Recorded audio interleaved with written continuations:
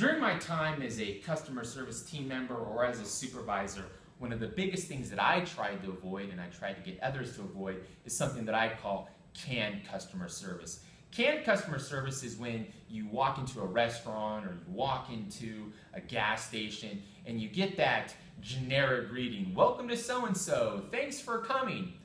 I have this little thing that I do that when you greet me like that, when I go into an establishment, I'll say, "Hey, how are you doing?"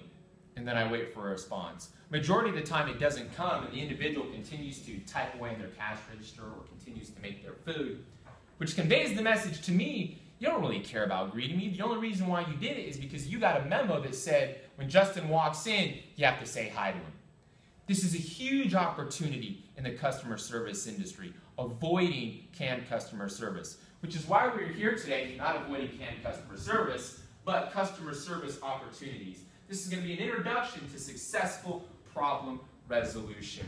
We're going to talk about three things today. The agenda looks like this. The first thing we're going to do is go over the objective, and then we're going to talk about some customer service tips, and then the next thing we're going to do is look at some opportunities within the industry. And then after we're done with all of those three things, we're going to wrap it all up, and we're going to do some role playing in some scenarios. And if you pay attention and if you use these skills that we teach you today, you can take that customer that could possibly be leaving us because of customer service and turn them into a lifelong committed customer. Are there any questions about that before we move on? Okay, so let's look at why we are here today. Just go ahead and take a couple seconds to read over the objective and then we'll talk about it. So, the first one, it's like my dad used to say, "Justin, she can't say yes or no to going to the prom with you if you don't ask her." We have to proactively solicit customer feedback. We have to be asking that question. You know, on a scale of 1 to 10, how would you rate your rental experience? Okay, it's a 7. How can we get to a 10? We have to seek it out. The next thing is demonstrating the use of heat. We're going to talk about that a little bit later on, but that's taking the heat, stepping up and taking a little bit of accountability. And then finally, turning a dissatisfied customer into a satisfied one. It's like I mentioned earlier, taking that customer that could be walking out the door and turning them into a lifelong committed customer who not only is a lifelong committed customer, but tells everybody else about their fantastic experience with us. Are there any questions about the objectives and why we're here today? All right, so we're going to go ahead and move on. The next thing we're going to talk about are keys to service. But before we go into that, I want to hear what you think are some keys to customer service. This is the part where I go around the room and ask them a few questions to get them a little bit more involved. All right, excellent. I like it. Let's see what we have up here. The first one, our treatment of customers determines their level of satisfaction and loyalty. It doesn't say the type of vehicles that we have. It doesn't say the miles per gallon that the vehicle gets. We are what is going to keep our customers with us. The next thing, relating to customers on a personal basis. True story. When I was in college, I had a friend that said, "Justin, come sell cars with me. Make some great money." I didn't know the difference between a V6 and a V8. So I go out there, and my plan was just talk to people. I talked to them about their kids. I talked to them about their sports that they were in. I talked about hobbies that they had. I focused on the relationship. By the third month I was at that dealership, every month thereafter, I was in the top 3 salesmen. It was because of one reason: I got to know the people. And here's some things that we can do. Make them feel important. Show that you care about them. And then finally, show that you value or appreciate them and their business. And then the last thing is going above and beyond, more than meeting the basic expectations.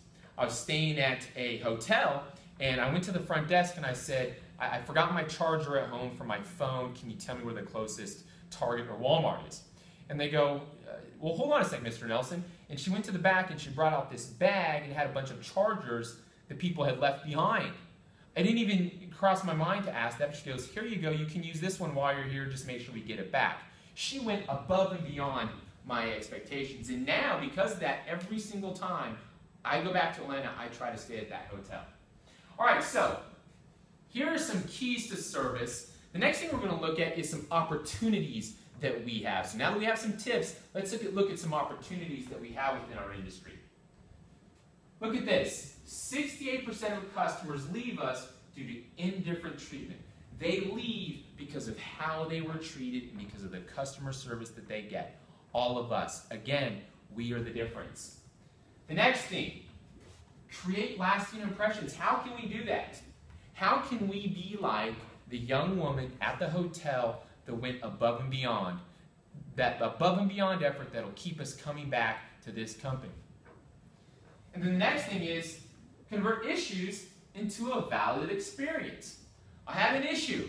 I needed a phone charger. I have to get on my book of faces, as Grandma calls it. I had to have a charger.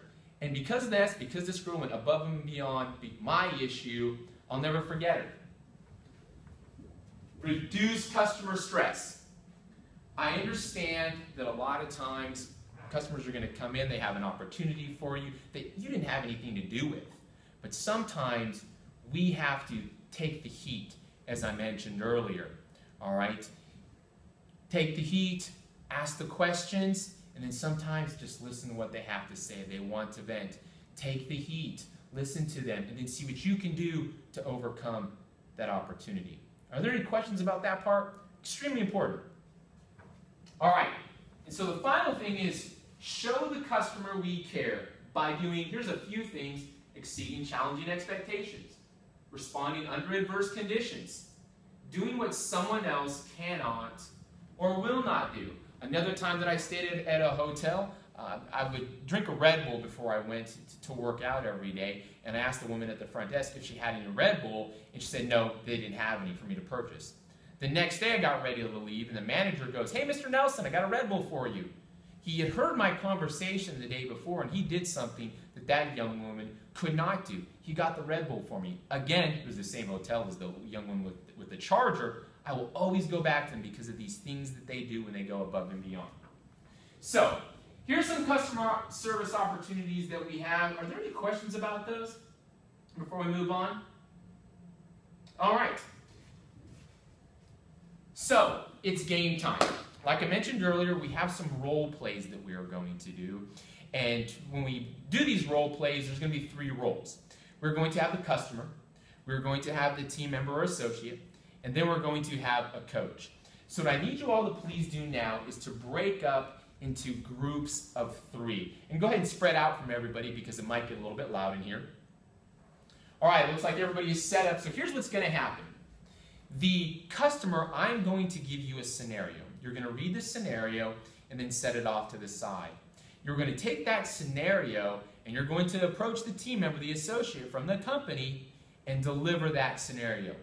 Coaches, all you are going to do is sit back and observe and take notes. Now, associates, when you get this feedback, this scenario from this customer, remember the heat message. Remember some of the things that we've talked about today. Are there any questions before we move on? All right, each scenario should take you probably 3 to 5 minutes. I'll be walking around answering any questions that you have. Go ahead and get started. And what I'll do is I'll go ahead and I have the directions up here for you if you should have any questions. All right, let's go ahead and let's wrap it up. It sounds I was walking around and I heard some really good scenarios. Some of you tapped into your inner Oscar-winning performances. Well done. So, what do you think about that? Realistic? Help you a little bit? This is the part again. I solicit a little bit of feedback. All right.